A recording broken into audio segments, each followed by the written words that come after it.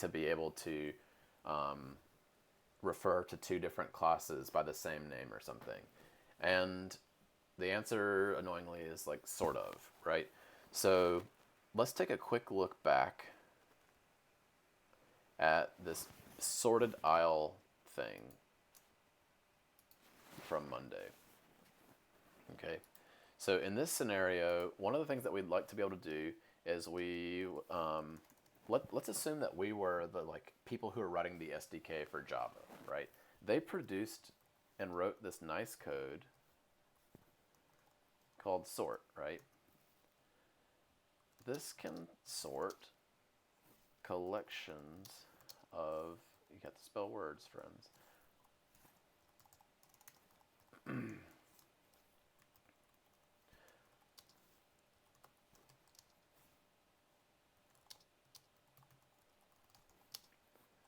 So, so to the student's question, do we only use interfaces when we refer to multiple classes by some more general name? Sort of. In this case, right, when the Java implementation was writing collections.sort, they're like, it's not just that I want to be able to sort all kinds of different things. The kind of important piece here is that right now I have the time and interest to write a sort. My work calls for me to have a sorting method, so I'm going to write it. But if I can make one small assumption, right, in this case, the elements of the collection tell me how to know when one comes before the other in sorting.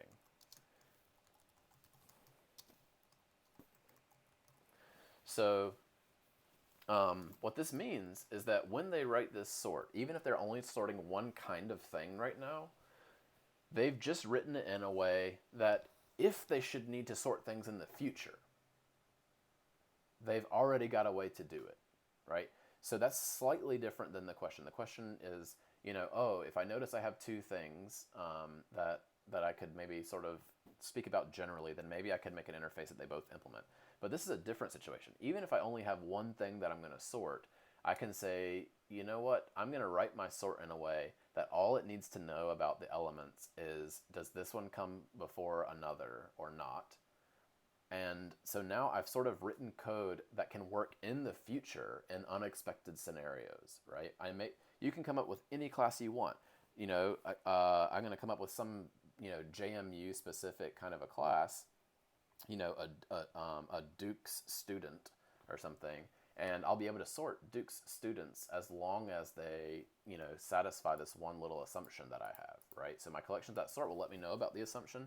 It'll say, hey, some collection of elements that implement comparable. So it lets me know, and we get the help of the compiler to make sure that we're passing in the right things. You would have seen that in the interfaces lab.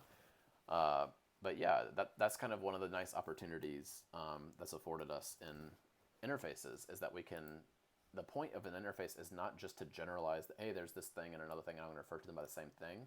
It's that I want to call a method on one or an unknown future number of classes, and as long as that particular method exists, my code will be fine, okay? And so in this case, all I need to know is, does one element come before the other or not in some class, and then blam, I've got a sort implemented.